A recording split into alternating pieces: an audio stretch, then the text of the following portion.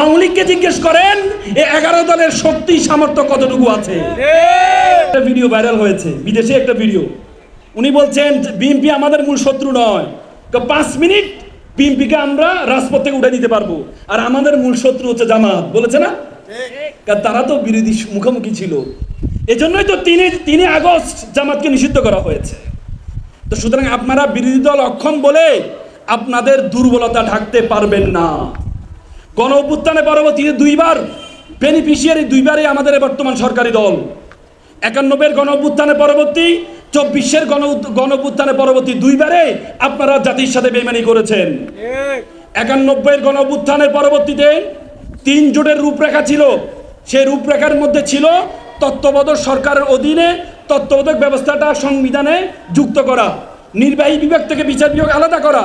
ওনারা 91-তে ক্ষমতা আসার পরে পুরো সংস্কারকে ওনারা অস্বীকার করেছেন। আমাদের সরকারি দলের মহাসচিব তিনি বলেছেন 3 মাসে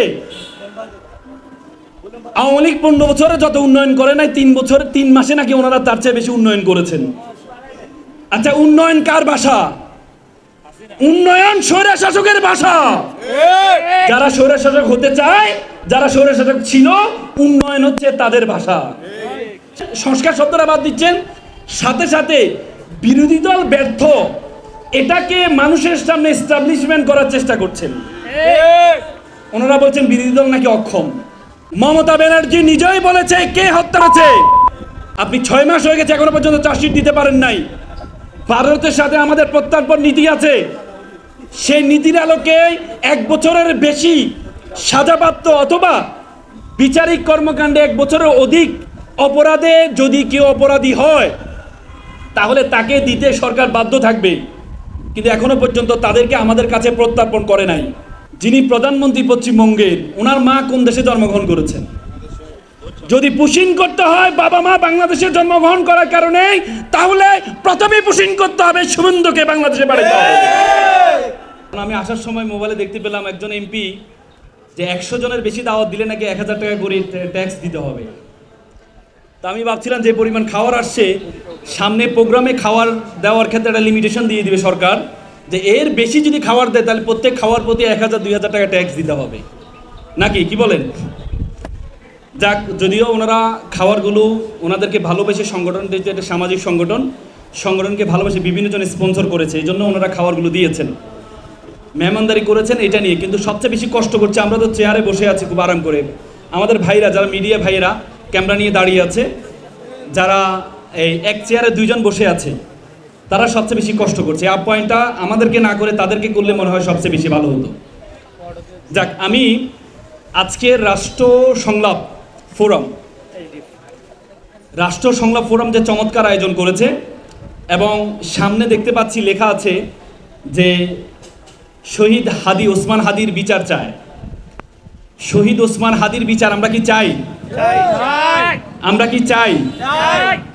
রামিসা হত্যা নিয়ে যেভাবে গণ আন্দোলন শুরু হয়েছিল, এই গণ আন্দোলনের মুখে আমাদের সরকার প্রধান বলতে বাধ্য হয়েছেন 1 মাসের মধ্যে উনি কার্যকর করবেন। 1 মাসের গিয়ে আজকে 1.5 মাসের মাথায় কার্যকর হয়েছে। আমাদের প্রধানমন্ত্রী সংসদে বলেছে আমি পপুলিস্ট কথাবার্তা বলি না। যদি আপনি পপুলিস্ট কথাবার্তা না বলেন, তাহলে আপনি কিভাবে একটা সরকার প্রধান হয়ে বলতে পারেন যে 1.5 মাসের মধ্যে ফি কার্যকর করবেন? রামিসা হত্যাটা আমাদের কাছে দৃশ্যমান ছিল, অপরাধীকে দৃশ্যমান ছিল, ওসমান হাদিকে এটাও দৃশ্যমান আমাদের কাছে। কিন্তু সে ওসমান হাদির রামিসা 4 দিনের মাথায় চার্জশিট দিয়েছে, 20 দিনের মাথায় বিচার করেছে, কিন্তু আজকে 6 মাস হয়ে গেছে শহীদ ওসমান হাদির এখনো পর্যন্ত চার্জশিট পর্যন্ত দেওয়া হয় নাই। ওসমান হাদি কোনো একটা ব্যক্তি নয়, শহীদ ওসমান হাদি কোনো ব্যক্তি নয়। শহীদ ওসমান হাদি একটা রেভলিউশন, শহীদ ওসমান হাদি একটা সংগ্রাম, শহীদ ওসমান হাদি একটা চেতনা। আজকে যদি শহীদ ওসমান হাদির বিচার যদি না করতে পারি, তাহলে ইনকলাব মঞ্চ পরাজিত হবে না, পুরো বাংলাদেশ পরাজিত হবে। আজকে আমরা এই সুন্দর আয়োজন থেকে ঢাকা বিশ্ববিদ্যালয় আন্দোলনের সুতিগাথার বলা হয় এই মধুর ক্যান্টিন। ওসমান হাদি আমাদের বিশ্ববিদ্যালয়ের ছোট ভাই, আমার হলের পাশের হলেই ছাত্র ছিল। সে ওসমান হাদির এখনো পর্যন্ত রাষ্ট্রের পক্ষ থেকে বিচারের ক্ষেত্রে ওনারা এত বেশি গাফিলতি করছেন, এখনো পর্যন্ত চার্জশিট পর্যন্ত দেন নাই। অথচ ভারতের সাথে যারা তারা ভারতে গিয়ে তারা স্বীকার করেছে, মমতা ব্যানার্জি নিজেই বলেছে কে হত্যা করেছে। সুতরাং সকলেই তদন্ত, আপনি সিআইডি তদন্ত করছেন, তদন্তের কি দরকার? আর আপনি 6 মাস হয়ে গেছে এখনো পর্যন্ত চার্জশিট দিতে পারেন নাই। ভারতের সাথে আমাদের প্রত্যর্পণ নীতি আছে, সেই নীতির আলোকে 1 বছরের বেশি সাজাপ্রাপ্ত অথবা বিচারিক কর্মকাণ্ডে 1 বছরের অধিক অপরাধে যদি কেউ অপরাধী হয় তাহলে তাকে দিতে সরকার বাধ্য থাকবে। কিন্তু এখনো পর্যন্ত তাদেরকে আমাদের কাছে প্রত্যর্পণ করে নাই। তারা পুশিং করছে 99 লক্ষ পশ্চিমবঙ্গ থেকে, আসাম থেকে হেমন্ত সে 22 লক্ষকে পাঠিয়ে দিচ্ছে। বলল যে তাদের বাবা মা তাদের দাদারা নাকি বাংলাদেশে জন্মগ্রহণ করেছে। যিনি প্রধানমন্ত্রী পশ্চিমবঙ্গের, ওনার মা কোন দেশে জন্মগ্রহণ করেছেন? যদি পুশিং করতে হয় বাবা মা বাংলাদেশে জন্মগ্রহণ করার কারণে, তাহলে প্রথমে পুশিং করতে হবে শুভেন্দুকে বাংলাদেশে পাঠাতে হবে। আপনারা আমাদেরকে নীতি দেখান। আজকে সরকারের পক্ষ থেকে আমাদের একজন মন্ত্রী, আমাদের সরকারি দলের মহাসচিব, তিনি বলেছেন 3 মাসে আওয়ামী লীগ 15 বছরে যত উন্নয়ন করে নাই 3 মাসে নাকি ওনারা তার চেয়ে বেশি উন্নয়ন করেছেন। আচ্ছা, উন্নয়ন কার ভাষা? উন্নয়ন স্বৈরশাসকের ভাষা। যারা স্বৈরশাসক হতে চায়, যারা স্বৈরশাসক ছিল, উন্নয়ন হচ্ছে তাদের ভাষা। শেখ হাসিনা আমাদের উন্নয়ন দেখাইতো, বলে যে উন্নয়ন করছি, ভোটার অধিকার দরকার নেই, উন্নয়ন করছি, কোনো বিচার দরকার নেই। এই সরকার আমাদেরকে এখন উন্নয়ন দেখাচ্ছে। এই সরকার সংস্কারকে বাদ দিয়ে দিলেন, কোনো শব্দ সংস্কার বলতে কোনো শব্দ রাখলেন না। একটু আগে আমাদের এনসিপি একজন নেত্রী বলেছেন সরকার সংস্কার শব্দটা বাদ দিয়েছেন। আমি বলি সরকার 2টা কাজ করছেন। একটা হচ্ছে সংলাপ শব্দটা বাদ দিচ্ছেন, সংস্কার শব্দটা বাদ দিচ্ছেন, সাথে সাথে বিরোধী দল ব্যর্থ, এটাকে মানুষের সামনে এস্টাবলিশমেন্ট করার চেষ্টা করছেন। ওনারা বলছেন বিরোধী দল নাকি অক্ষম। ওই আমার একটা গল্প মনে পড়ে গেল। একটা গ্রামে একটা লোক ঘি বিক্রি করতেন, উনি পচা ঘি বিক্রি করতেন। সবাই পচা ঘি খেয়ে তাদের পেট অভ্যস্ত হয়ে গেছে, কেউ অসুস্থ হয়নি। তিনি মারা যাওয়ার পর তার ছেলে যখন দোকানটার ভার নিল, তখন তার ছেলে দেখলো যে বাবার ঘিটা পচা, সে কি করলো, ভালো ঘি বিক্রি করা শুরু করলো। পরে দেখা গেছে এই ঘি খেয়ে সবাই অসুস্থ হয়ে গেল। গ্রামের সবাই তার দোকানের সামনে আসা শুরু হইলো, এই তোমার বাবা তো ভালো ঘি বিক্রি করতো, তুমি কি ঘি বিক্রি করো? এই ঘি খেয়ে তো আমরা অসুস্থ হয়ে গেলাম। তখন সে বলে, দেখেন আমার বাবা মারা গেছে, তাকে বেচতে নসিব করুক, আমার বাবা খারাপ ঘি বিক্রি করতো, আর আমি ওনার আত্মার মাগফিরাতের জন্য ভালো ঘি বিক্রি করছি। কিন্তু ওই গ্রামের মানুষ তো খারাপ ঘিতে অভ্যস্ত। আমরা বিরোধী দল বলতে বুঝতাম বিরোধী দল মানে হরতাল লাগবে প্রথম দিন, আমরা বিরোধী দল মানে বুঝতাম বিরোধী দল মানে অবরোধ ডাকবে। এই বিরোধী দল হরতালও ডাকে না, অবরোধও ডাকে না, এটা কোন ধরনের বিরোধী দল? এই জন্য ওনারা বারবার মানুষের কাছে এস্টাবলিশমেন্ট করার চেষ্টা করছেন এই বিরোধী দল অক্ষম, এই বিরোধী দল দিয়ে হবে না। ভাই, এই বিরোধী দল অক্ষম নাকি সক্ষম? ওই পাশে বসলে কিন্তু বোঝা যায় না। আমি ফুয়াদ ভাই যখন পাশে বসছি, ফুয়াদ ভাইয়ের মুখোমুখি চোখাচোখি কিন্তু আমার হচ্ছে না, কিন্তু উনি যদি আমার সামনে বসতেন তাহলে আমি বিরোধী হিসাবে ওনাকে দেখতাম, ওনার কি কি লুপলস আছে। তো এই সরকারি দল তো এই যে বর্তমান বিরোধী দলের সাথে একসাথে পাশাপাশি বসছেন, এজন্য তাদের কি শক্তি সামর্থ্য আছে এটা উনি দেখেন নাই। আওয়ামী লীগকে জিজ্ঞেস করেন এই 11 দলের শক্তি সামর্থ্য কতটুকু আছে। গতকাল একটা ভিডিও ভাইরাল হয়েছে, বিদেশে একটা ভিডিও। উনি বলছেন বিএনপি আমাদের মূল শত্রু নয়, 5 মিনিট বিএনপিকে আমরা রাজপথ থেকে উঠে দিতে পারবো, আর আমাদের মূল শত্রু হচ্ছে জামাত, বলেছে না? কারণ তারা তো বিরোধী মুখোমুখি ছিল, এজন্যই তো 3 আগস্ট জামাতকে নিষিদ্ধ করা হয়েছে। তো সুতরাং আপনারা বিরোধী দল অক্ষম বলে আপনাদের দুর্বলতা ঢাকতে পারবেন না। গণ অভ্যুত্থানে পরবর্তীতে 2বার বেনিফিশিয়ারি, 2বারই আমাদের বর্তমান সরকারি দল। 91-এর গণ অভ্যুত্থানে পরবর্তী, 24-এর গণ অভ্যুত্থানে পরবর্তী 2বারে আপনারা জাতির সাথে বেইমানি করেছেন। 91-এর গণ অভ্যুত্থানের পরবর্তীতে 3 জোটের রূপরেখা ছিল।